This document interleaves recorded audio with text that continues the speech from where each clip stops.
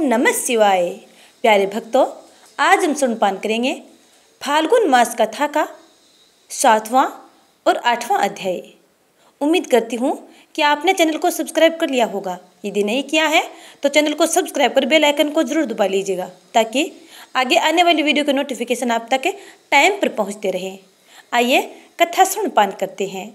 ब्रह्मा जी कहते हैं, नारद, मैना के सामने महातेजस्विनी कन्या होकर लौकिक गति का आश्रय ले वह रोने लगी। उसका मनोहर रुदन सुनकर घर की सब स्त्रियां हर्ष से खिल उठी और बड़े वेग से प्रसन्नतापूर्वक वहां आ पहुंची। नील कमल दल के समान श्याम कांति वाली उस परम तेजस्विनी और मनोरम कन्या को देखकर गिरिराज हिमालय अतिशय आनंद में निमग्न हो गए। तदंतर सुंदर मुहूर्त में मुनियों के साथ हिमवान ने अपनी पुत्री के काली आदि सुखदायक नाम रखे। देवी शिवा गिरिराज के भवन में दिनों दिन बढ़ने लगी, ठीक उसी तरह जैसे वर्षा के समय में गंगा जी की जल राशि और शरद ऋतु के शुक्ल पक्ष में चांदनी बढ़ती है। सुशीलता आदि गुणों से संयुक्त तथा बंधुजनों की प्यारी उस कन्या को कुटुंब के लोग अपने कुल के अनुरूप पार्वती नाम से पुकारने लगे। माता ने कालिका को उमा यानी अरे तपस्या मत कर कहकर तप करने से रोका था। मुने इसलिए वह सुंदर मुख वाली गिरिराज नंदिनी आगे चलकर लोक में उमा के नाम से विख्यात हो गई।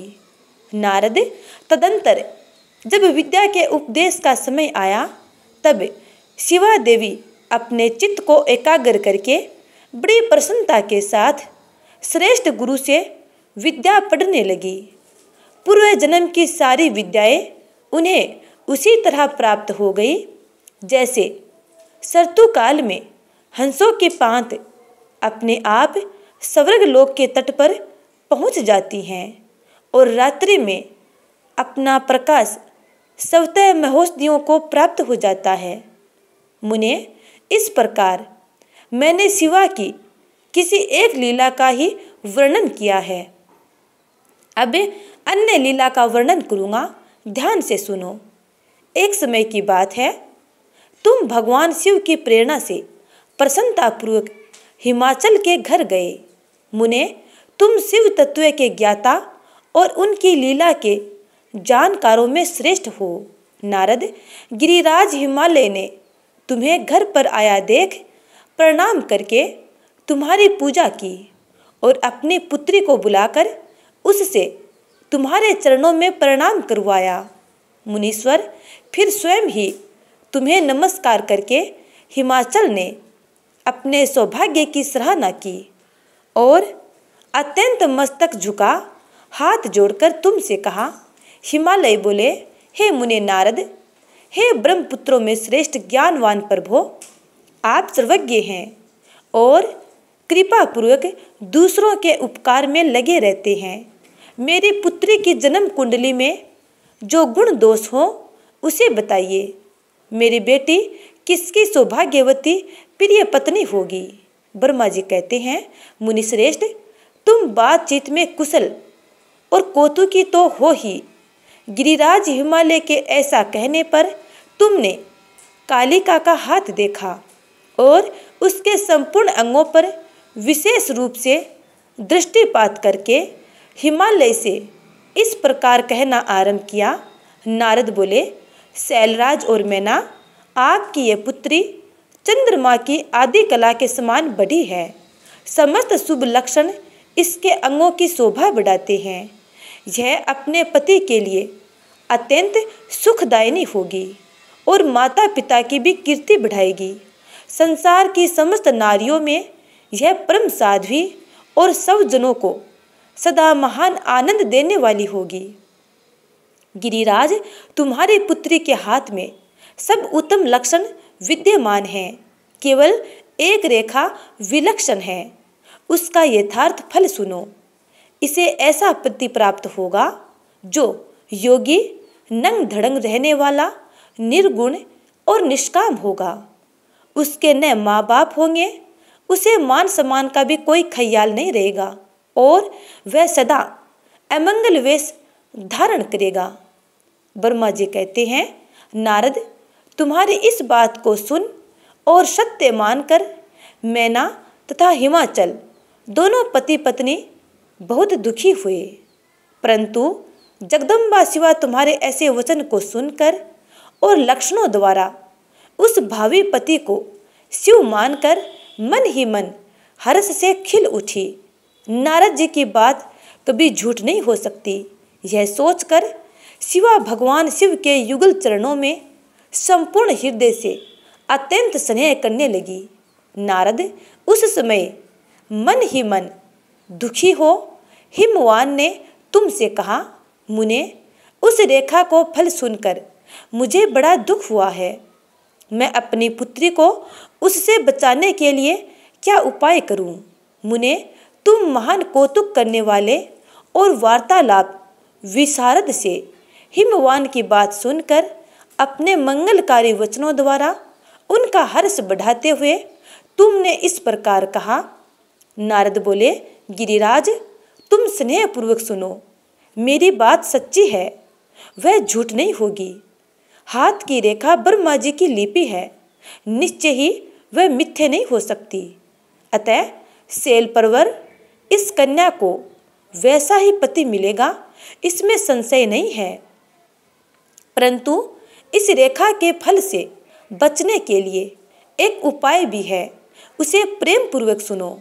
उसे करने से तुम्हें सुख मिलेगा। मैंने जैसे वर का निरूपण किया है वैसे ही भगवान शंकर हैं। वे सर्वसमर्थ हैं और लीला के लिए अनेक रूप धारण करते रहते हैं।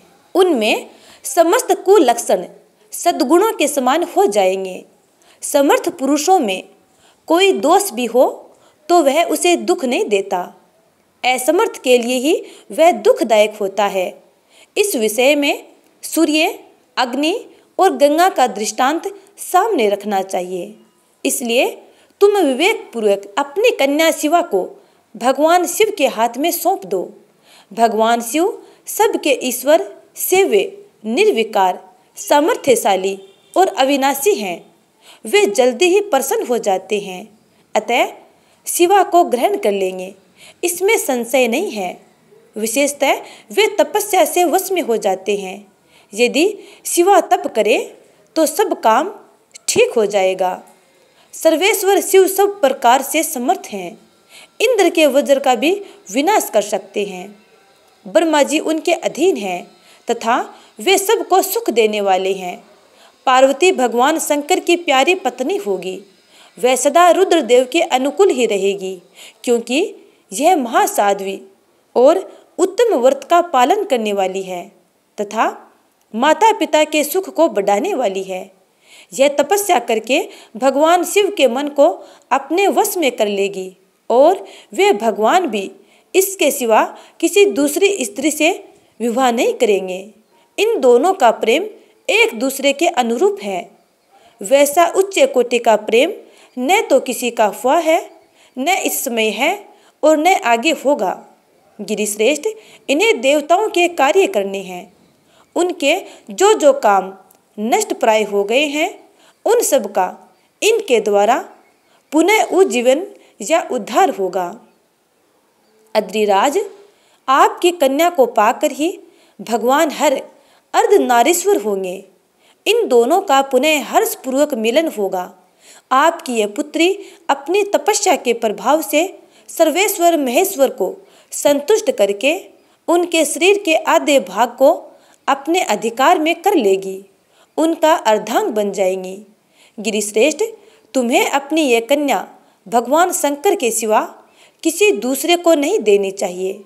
यह देवताओं का गुप्त रहस्य है, इसे कभी प्रकाशित नहीं करना चाहिए। हिमालय ने कहा, ज्ञानी मुने नारद, मैं आपको एक बात बता रहा हूँ, उसे प्रेम पूर्वक सुनिए और आनंद का अनुभव कीजिए। सुना जाता है महादेव जी सब प्रकार की आसक्तियों का त्याग करके अपने मन को संयम में रखते हुए नित्य तपस्या करते हैं। देवताओं के भी दृष्टि में नहीं आते। देवर्षि ध्यान मार्ग में स्थित हुए वे भगवान शंभु परब्रह्म में लगाए हुए अपने मन को कैसे हटाएंगे? ध्यान छोड़कर विवाह करने को कैसे उद्यत होंगे? इस विषय में मुझे महान संदेह है। दीपक की लौ के समान प्रकाशमान, अविनाशी, प्रकृति से परे, निर्विकार, निर्गुण, सगुण, निर्विशेष और निरीह जो परब्रह्म है, वही उनका अपना सदाशिव नामक स्वरूप है। अतः वे उसी का सर्वत्र साक्षात्कार करते हैं। किसी बाह्य अनात्म वस्तु पर दृष्टि नहीं डालते। मुने, यहाँ आए हुए किन्नरों के मुख से उनके विषय में नित्य ऐसी ही बात सुनी जाती है। क्या वह बात मिथ्या ही है? विशेषतः यह बात भी सुनने में आती है कि भगवान हर ने पूर्व काल में सती के समक्ष एक प्रतिज्ञा की थी। उन्होंने कहा था, दक्ष कुमारी प्यारी सती, मैं तुम्हारे सिवा किसी दूसरी स्त्री को अपनी पत्नी बनाने के लिए न वर्ण करूँगा न ग्रहण। यह मैं तुमसे सत्य कहता हूँ। इस प्रकार सती के साथ उन्होंने पहले ही प्रतिज्ञा कर ली है। अब सती के मर जाने पर वे किसी दूसरी स्त्री को कैसे ग्रहण करेंगे? यह सुनकर तुम यानी नारद ने कहा, महामते गिरिराज, इस विषय में तुम्हें चिंता नहीं करनी चाहिए। तुम्हारी ये पुत्री काली ही पूर्व काल में दक्ष कन्या सती हुई थी। उस समय इसी का सदा सर्व मंगलदायी नाम सती था। वे सती दक्ष कन्या होकर रुद्र की प्यारी पत्नी हुई थी। उन्होंने पिता के यज्ञ में अनादर पाकर तथा भगवान शंकर का भी अपमान हुआ देख क्रोधपूर्वक अपने शरीर को त्याग दिया। वे ही सती फिर तुम्हारे घर में उत्पन्न हुई हैं। तुम्हारी पुत्री साक्षात जगदम्बा शिवा है। यह पार्वती भगवान हर की पत्नी होगी, इसमें संशय नहीं है। नारद, ये सब बातें तुमने हिमवान को विस्तार पूर्वक बताई। पार्वती का वह पूर्व रूप और चरित्र प्रीति को बढ़ाने वाला है। काली के उस संपूर्ण पूर्व वृत्तांत को तुम्हारे मुख से सुनकर हिमवान अपनी पत्नी और पुत्री के साथ तत्काल संदेह रहित हो गए। इसी तरह तुम्हारे मुख से अपनी उस पूर्व कथा को सुनकर काली ने लज्जा के मारे मस्तक झुका लिया और उसके मुख पर मंद मुस्कान की प्रभा फैल गई।